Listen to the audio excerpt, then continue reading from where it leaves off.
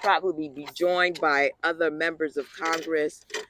Let me start by greeting you and saying good afternoon to everyone. I am Congresswoman Yvette D. Clarke, Chair-elect of the Congressional Black Caucus, and I proudly represent New York's 9th Congressional District in the United States House of Representatives. Thank you to my colleagues who will be joining us, dear friends like Congresswoman Sherfilis McCormick of Florida, Congresswoman Ilhan Omar of Massachusetts, Congresswoman Jennifer McClellan of Virginia, and Congresswoman Barbara Lee, along with the dedicated advocates of the African Communities Together, Black Alliance of Immigration for Immigration, the Nigerian Center, and all others who have joined us today on behalf of this critical cause and mission. Unfortunately, we have gathered on this December day with the knowledge that a dark cloud is looming over our nation. With the incoming administration set to take power in just over a month and their allegiances to a disturbing manifesto known as Project 2025 growing clearer with every passing day, we know this to be true. Immigrant families and communities who have dared to seek their own American dream will be severely punished. They will be cruelly punished. They will be callously punished. They will be severely punished. And at its highest levels, the Republican Party sees immigrants as illegitimate. They describe them as invaders. Desperate families clinging to life and the promise of a better future are not invaders. They are people seeking refuge. They are people seeking asylum. They are people who need our help. Our allies in the Biden-Harris administration know this and understand it. And so we have gathered today to ask the administration to seize upon the opportunities of this lame duck session to protect those most at risk in the years ahead. Alongside 37 of my colleagues, we wrote to the president to urge him and his administration to take the following actions. We urge him to extend and redesignate TPS for all currently designated countries. We urge him to clear the TPS processing backlog. We urge him to finalize the rule to provide auto extensions for work permits. We urged him to take immediate steps to prioritize the processing of work permits across all categories, and we urged him to designate special student relief, SSR, to Nigerian F1 students studying in the United States. We urged President Biden to answer our call, not because of any political purpose, but because it is simply the right thing to do. It is critical in this moment where so much anxiety over the rhetoric and commentary that we've heard from Donald Trump, raising the issue or the specter of breaking up families, many of whom are mixed status families, that we do everything we can in this lame duck session to bring down those anxieties. And there are, again, the things that I've enumerated under President Biden's administration that can be done with the signature on a pen. And so we urge President Joe Biden and the Biden administration to heed our call. With that, please let me introduce Mr. Niels Kinwani of African Communities Together as our moderator for today's press conference. Let me thank them for their leadership on this issue and for their refusal to turn a blind eye to the immigrant community. And he and his organization have my immense gratitude. And now I'll turn it over to Niels.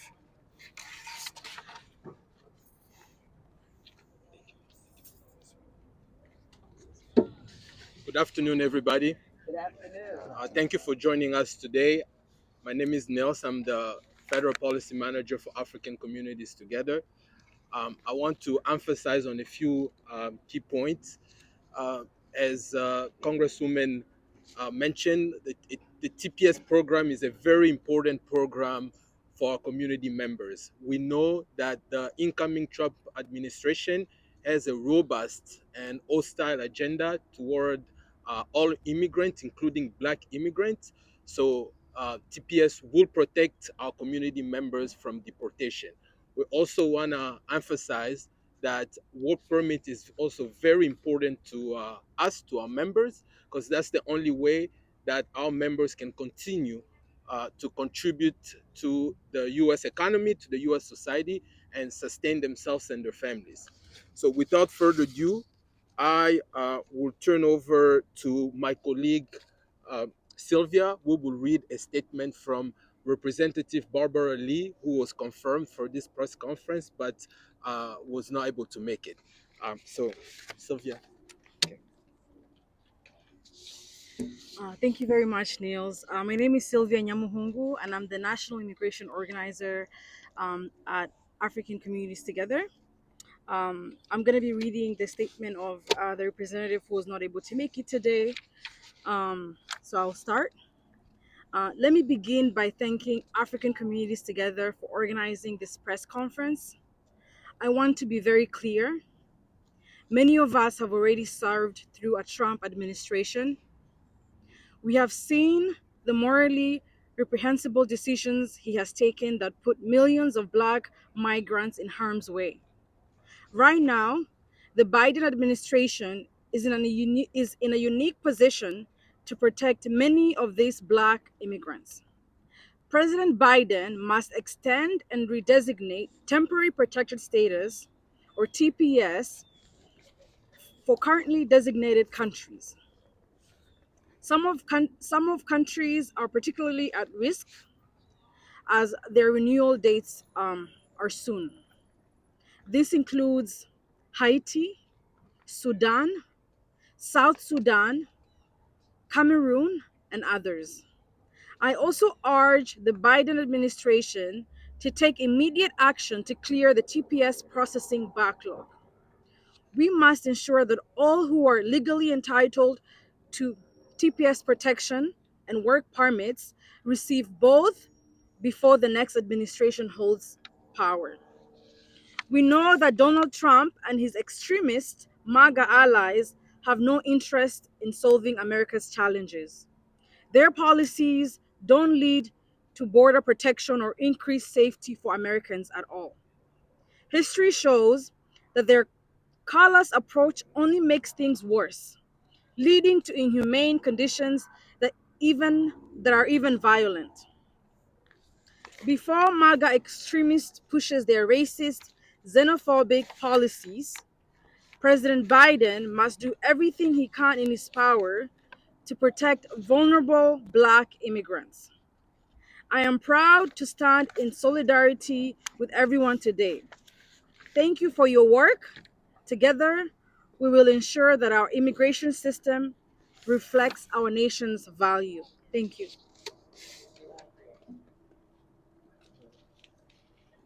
Thank you. So, next, you will hear from one of our community members, a community leader, and impacted immigrant, Mr. Amos Fons.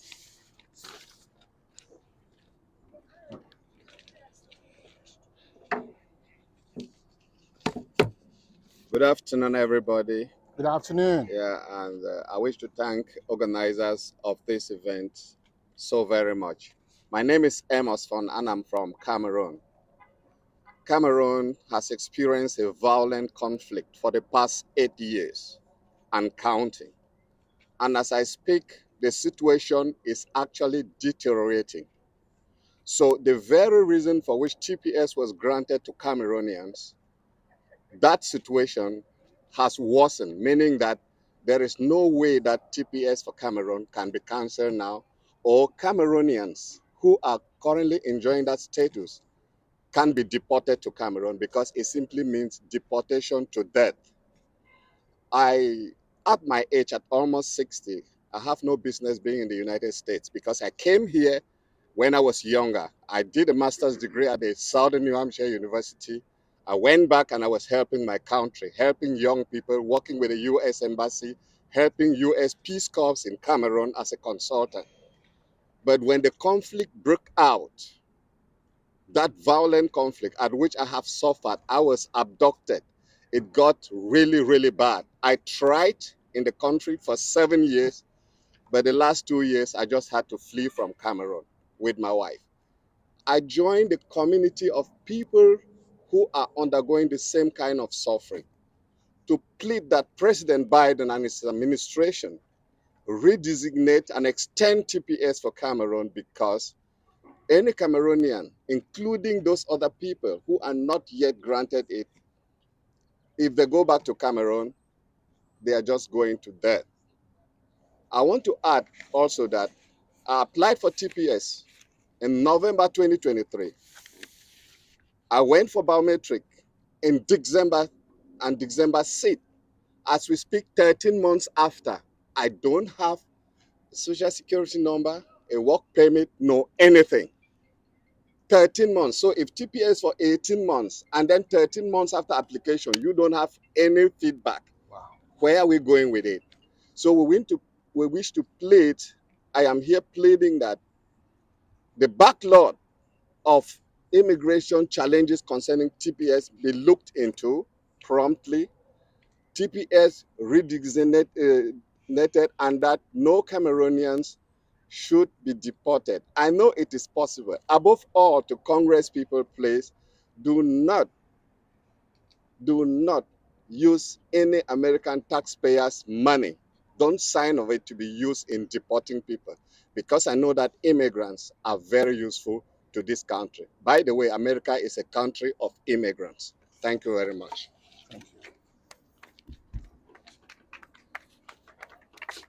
Thank you so much, Mr. Fons. We have a few speakers that are running behind.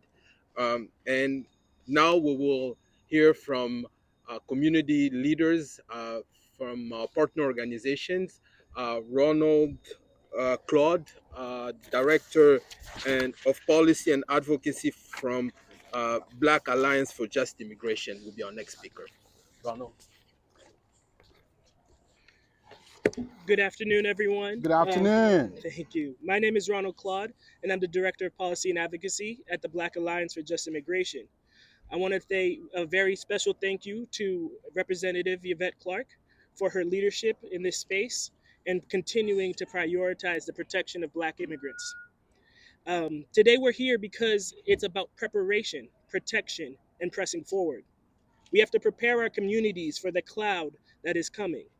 We have to protect our communities from the impact of bad policy that is going to separate families, impede folks from being able to put food on their tables, and most importantly, lead to deportations that will have irreversible harm to their family and the communities they come from.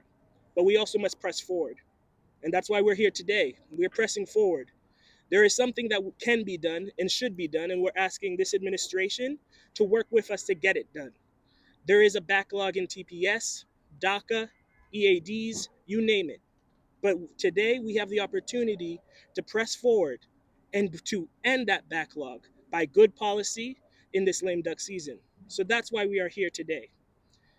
Secondly, it is important that while I'm up here, that we also talk about the fact that Black immigrants are not just laborers. Our capacity to work is not what defines us. It is the families, the communities, the language, the food that we bring into this world, into this culture, into this space. So we take this time to also remind folks that yes, we want EAD, we want a pathway to citizenships, but we also want to ensure that our families, our communities, are able to stay whole and that we remind folks that we belong to them as well. So we thank you all for this time. We look forward to working together with Representative Clarke as the chair-elect to the Congressional Black Caucus, and we look forward to working with this administration to do what is needed in terms of protecting Black migrants. So thank you for your time.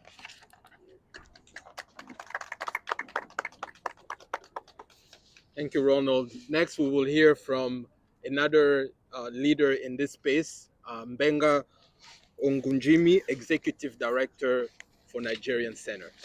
Gbenga. Good afternoon, everyone. Thank you so much, Congressmember Yvette Clarke, for your leadership. My name is Gbenga Ogunjimi, the director of the Nigerian Center. Thank you all for being here today. Today, we gather a united coalition of advocates, community leaders, allies, to urge the Biden administration to take a decisive action on behalf of African and Nigerian nationals in the United States. Specifically on behalf of the Nigerian American community, we ask that this administration designate Nigeria for SSR and, if possible, even TPS before the current term concludes. This is not just a policy recommendation, it is a moral imperative. Earlier this month, President Biden made a bold commitment to the future of US-Africa relations during his visit to the continent.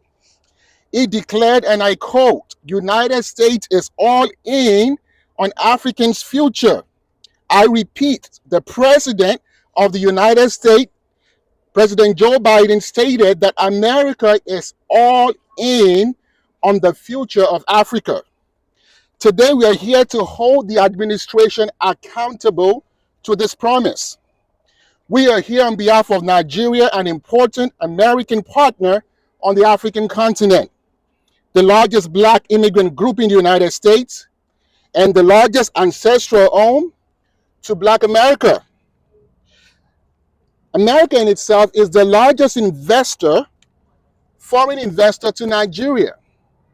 This means that the United States has a moral obligation to ensure stability on the African continent, and particularly Nigeria. And this commitment is not just in the interest of Nigeria and Africa, it is also in the interest of the United States. Granting these protections would align with the US-Africa strategies towards sub-Saharan Africa, affirming a commitment to human rights, economic opportunity, and global solidarity. Temporary protected status would offer a lifeline to vulnerable populations fleeing armed conflict and humanitarian crisis.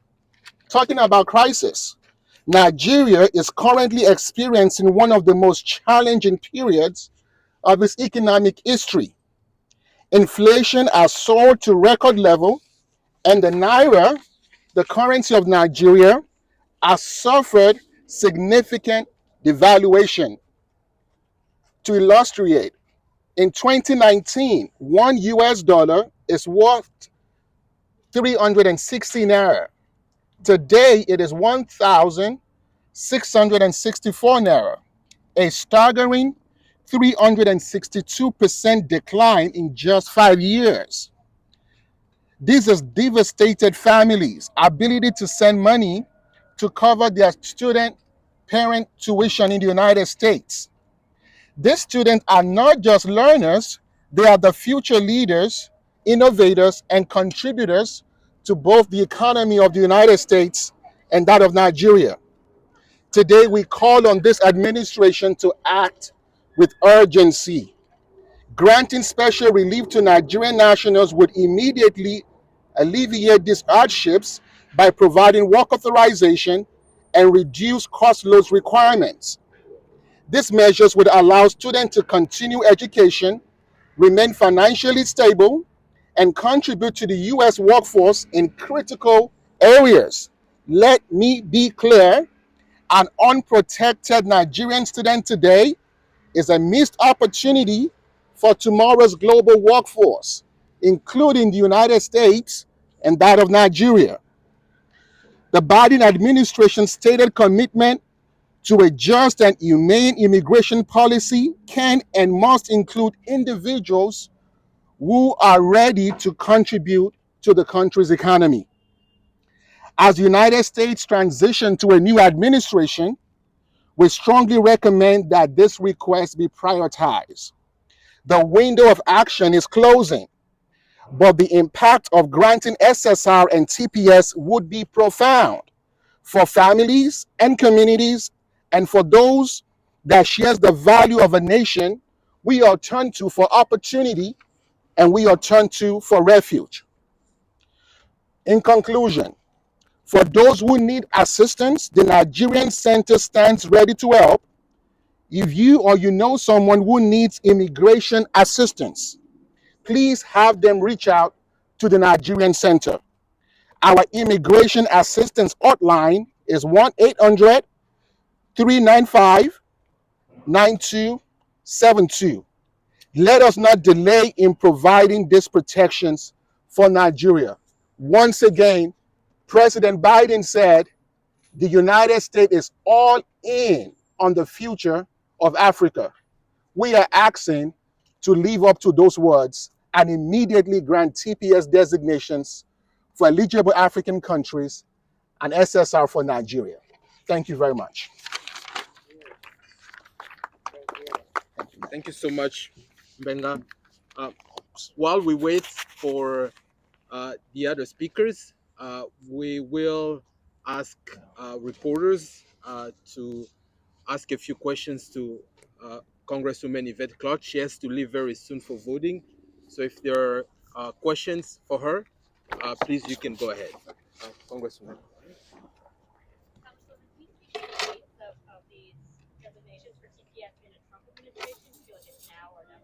I definitely feel like it's now or never.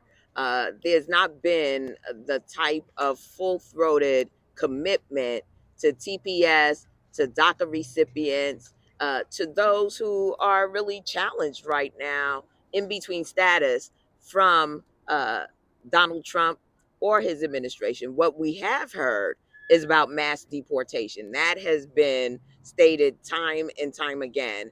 And when you look at his border czar and the incendiary statements that have been made by him about breaking up families, they can all go, basically. It sends chills up the spines of people of goodwill and good conscience. Any other questions? Well, we've sent them the letter. We're waiting for their response. They have granted TPS previously. And so our hope is that they are examining this request in this moment and doing everything they can to expedite it. I'm going to return now the podium to Niels and thank all of the advocates who have come out here today. It's important because oftentimes people of African descent in the United States are seen as a monolith, when we know, in fact, that there's great diversity amongst us. I am the daughter of immigrants. My parents came from the beautiful island of Jamaica. And so I have skin in this game, literally skin in this game. I yield back, Niels. So before the Congresswoman leaves, we're going to take a group picture and then so we can let her go back. Okay. Everybody's scrunching. We want you in the middle, though. Do we come closer to her? Everybody in? Okay.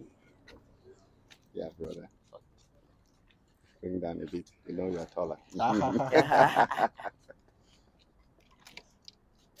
have everybody? Oops. Wait a minute. Perfect timing. Mm-hmm.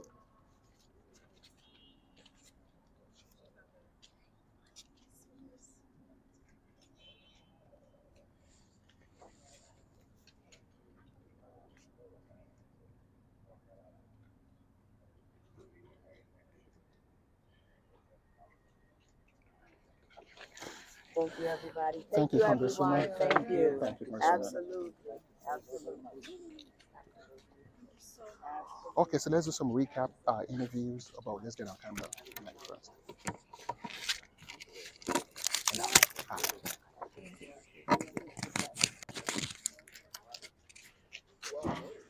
Wait. Let me take a picture.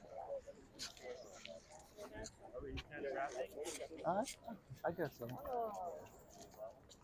Got it? Oh, let me take a picture. Oh, I went.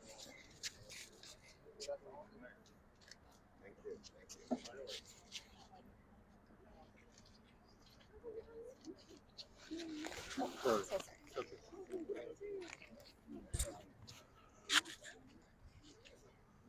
Could you hold it up again? All right. Thank you, everybody.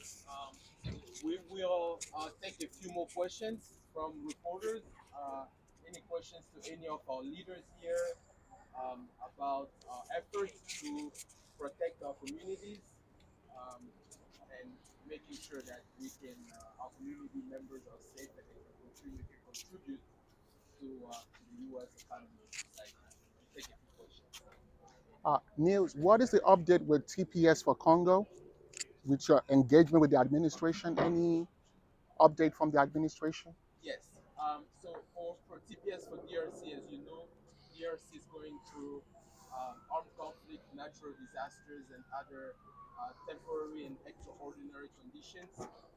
We have been asking for the Biden administration to designate DRC for TPS for about 2 years now.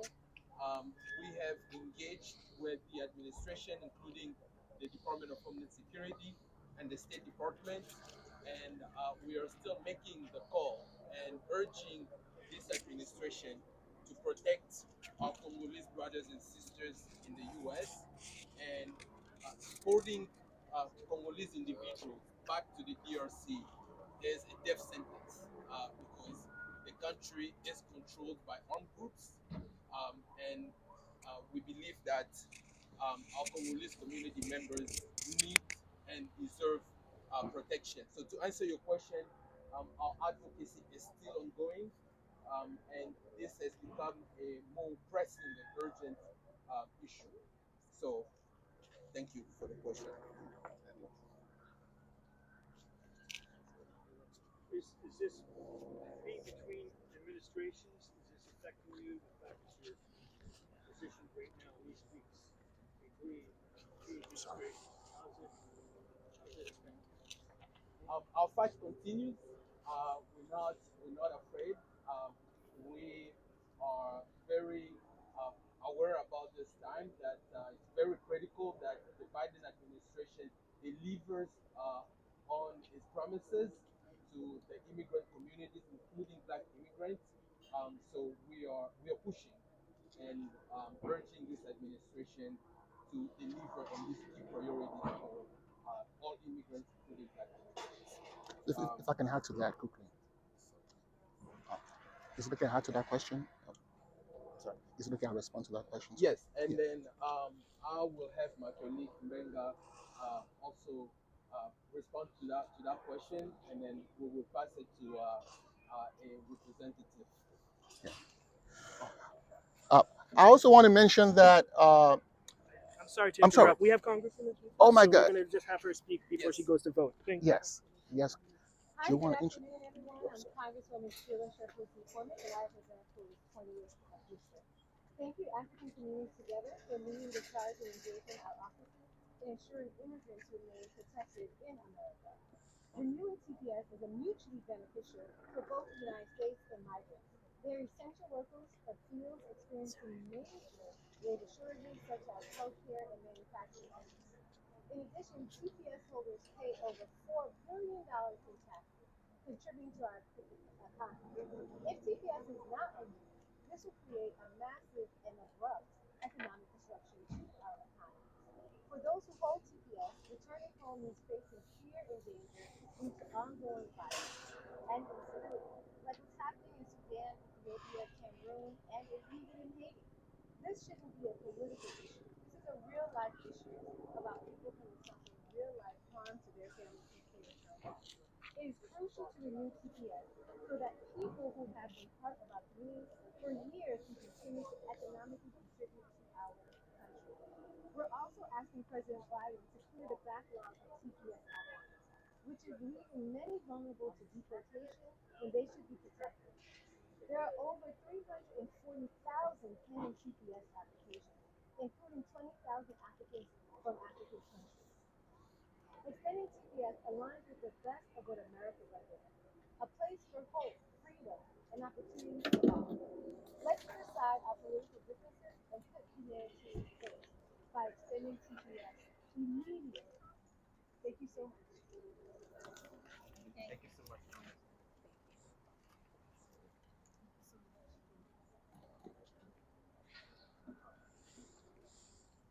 So next, I'll let my colleague Gbenga give a few remarks before we move on to the next speaker. So to the former question about the incoming administration, we are definitely looking forward to engaging with the incoming administration in any ways possible, because not engaging with the administration is not an option. And we have critical cases, situations on the continent that needs to be addressed. We hope that our request be granted with this administration as they conclude.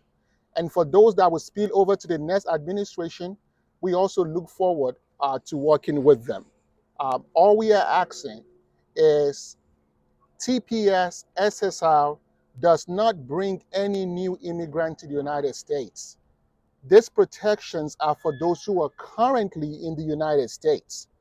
So where folks may try to politicize this issue and talk about the border and how people are coming into the country, that is not the case for TPS and SSR. These are people who are currently in the United States who have life-threatening conditions. Should they go back to the country, they have a temporal 18 months protection and possibly may be extended. It is not a pathway to citizenship. It is just a temporary protection.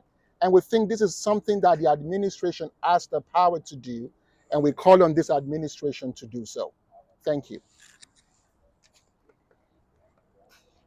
Thank you so much, Gbenga. And next, we will hear from a community member who has experienced the conditions in Sudan. As you know, as the Congresswoman mentioned, we are asking that the Biden administration extend and redesignate Sudan for TPS, because the conditions on the ground in Sudan warrant a TPS designation. So I will invite Ruba Abdallah to provide remarks.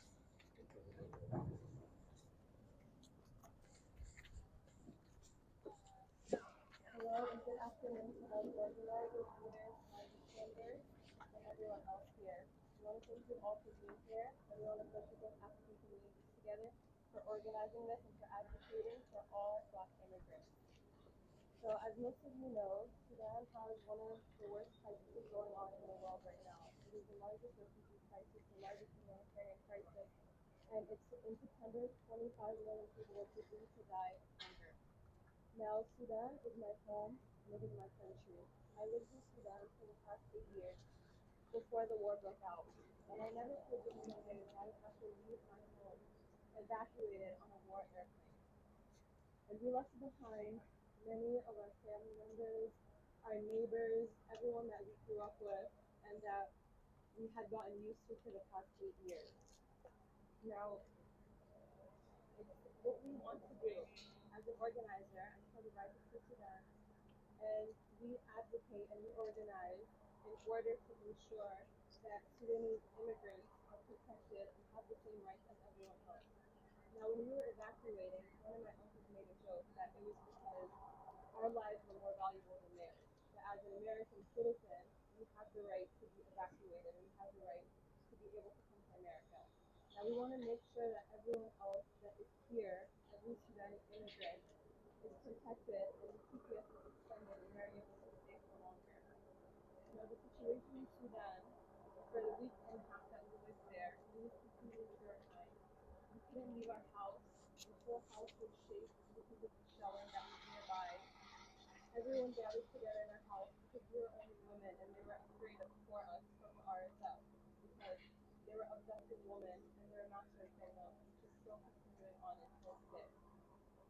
So if the TPS were to be terminated and if the immigrants were to go back, especially the women, they would risk rape, abduction, sexual assault, and the gender-based violence in Sudan is the highest that it's ever been. So sending them back would only punish them further and maybe hurt them more what they had no involvement in, and it would victimize them even more. Now, there's only so much that we can do to be able to advocate for them, to give a voice to the voiceless is something that we need to make sure we try our hardest to protect and to preserve their rights.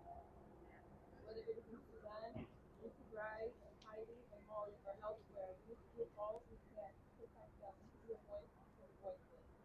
They are doing all they can to ensure that they are able to live dignified lives, no matter what is going on in the world.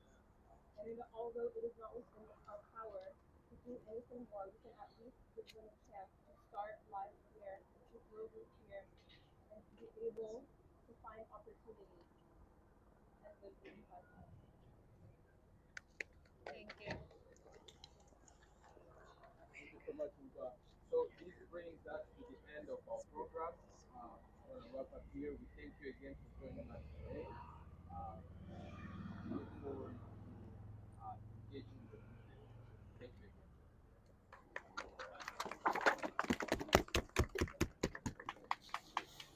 Should we all take pictures together? Yeah. Another picture? Yeah.